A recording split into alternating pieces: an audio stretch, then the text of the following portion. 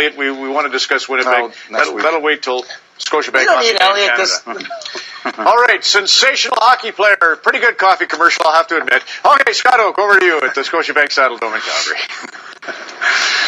Ron, thank you. Yes, we're pleased to welcome to After Hours for as long as time permits, the captain of the Pittsburgh Penguins, the NHL's leading scorer, and about to become a two-time Olympian, Sidney Crosby. Could not wait to come on After Hours. We got the email to prove it. Your director of PR, Jen Bolano, sent this out this week to confirm your appearance. She said Sidney has elected to do the post-game show, but we took that to mean very excited. You wrote that? I did. That looks like a Scott, yeah. You ever seen this show? Yeah. I'm in bed usually. All right. Let's get right to it. There's absolutely no mystery was no mystery over your selection to Team Canada. You were a lock. There's no point in kidding anyone about that. So I'm just wondering, was there any sense of anticipation over the phone call on Tuesday? Yeah, I still think you get anxious and you get excited for that call. Cooney was across the hall at the hotel, and I had found out from Kevin Lowe that he made the team on that call and was pretty excited for him. But I think that everyone's kind of waiting to see what happens. We're all watching on TV, but thankfully we got that call a little early, and it's always a good one to get. That is the unique thing about this. Your teammates with one guy, but then your opponents against other. How much of a connection is there? I know it's not there yet, but even with guys around the league that you have played with before that are on. Yeah, I think the guys that you play with in past ones in Vancouver, obviously, but I think as you get closer, guys start to talk a little bit more, communicate, and see each other when you're competing against one another. And I remember last year, a couple games before the Olympics, Shea Weber passed up a shot, missed wide, and didn't want to hit the ankles. Yeah, he was good to me. So I think as you get closer, I think you start to see that. A couple of quick tweets here from the fans. Said this is from Brett Kuntz. Pardon me. Did Steve Yzerman or Mike Babcock seek your opinion on line mates, or for that matter, any other selection to Team Canada? No. I mean, they briefly talked about possible line combinations, that kind of thing. But other than that, I think they had a lot of hockey minds making those decisions, and I'm sure it wasn't easy. It didn't look easy, especially when they're announcing the team. You could tell that pretty stressful on everyone, but obviously everyone's pretty deserving. Another one from Jordan Pack. Excluding yourself, who would you choose for Team Canada in a shootout for gold? You can't pick yourself. Okay. Probably Taves. He's got a pretty good track record, and I think he scored 3 in a row at World Juniors that 1 year. So, that's not easy, let alone to get 3 in a row. So, maybe my next choice. Sid, I know it's 4 years ago, but every child I know playing out on the rink pretends that they score the game-winning goal in overtime. Can you just sort of tell what happened and what you felt actually doing that on such a memorable moment? Yeah, it's again, I think you just feel pretty fortunate to be in that situation, and I remember Mike Babcock came in between the intermission there and just said, if somebody's got an opportunity here to score a big goal, something you've always dreamed about. And we all kind of looked around, and we didn't know who it was going to be, but wanted to find a way to do it. So I think you just appreciate the opportunity, and you never take things like that for granted, but that's a pretty special one. And everybody would like to know how you're going to top that in Sochi, but you'll try. There may be another Crosby in the Olympics one day. Your sister Taylor is a goaltender. She's in her senior year at Shattuck St. Mary's, which is your alma mater, of course, and she is on the Canadian national team radar. Darren Walker tweets this question: do you ever practice with Taylor in the off-season? We have. I got to see Taylor play last year for the first time during the lockout when she was playing in Minnesota, so that was pretty cool. But we have skated together a couple times.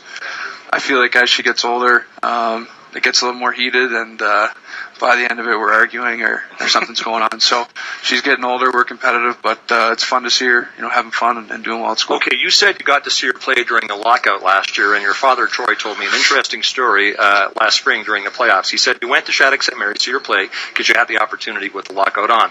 He also said that during the game, there was one long lineup for your autograph, and you graciously answered every request, and then at the end of the game, the team that Taylor's team played couldn't get their skates off fast enough to come up there to get your autograph. So the question is, do you lament that your celebrity status has robbed you in a way of a simple pleasure like watching your sister play?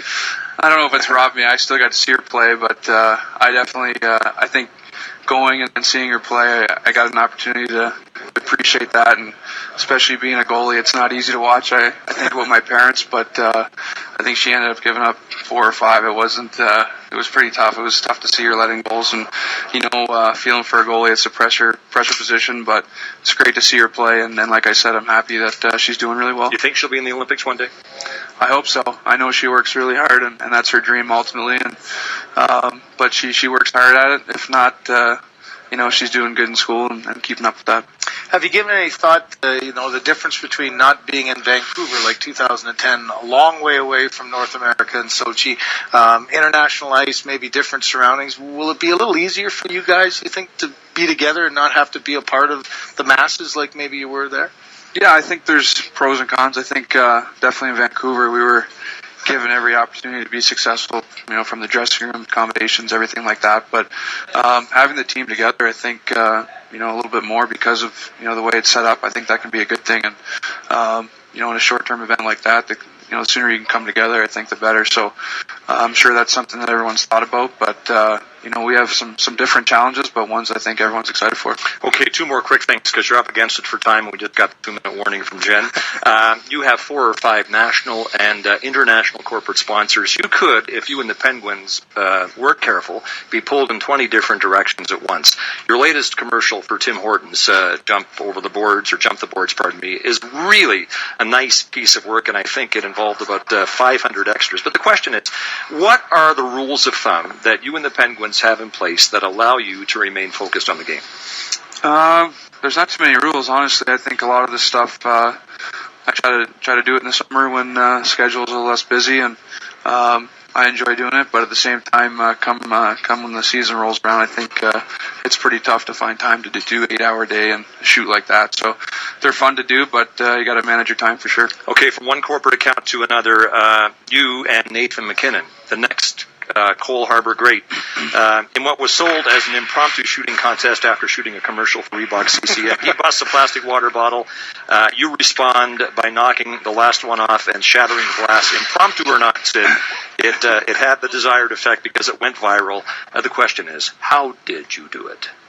That's a secret. Can't tell. Yeah. My shot got better over the summer. Well, let me ask you this. Did you get it on the first take? I think it was the second. So, nice. Yeah, it's not bad, but good shooting percentage. That's good. Some good work there behind the scenes. This whole interview has built to this last tweet. It's from Donna Lee. She wants to know, because your skin always looks so fantastic, what do you do for skincare? Nothing. Not a thing. Good, clean, healthy living, right? Yes. All right. Again, you're pressed for time. You've got a lot of commitments. We really appreciate you taking the time to join us. Sid, we'll see you next in Sochi. Okay, thank you. All right. Take care. Appreciate it. Sidney Crosby.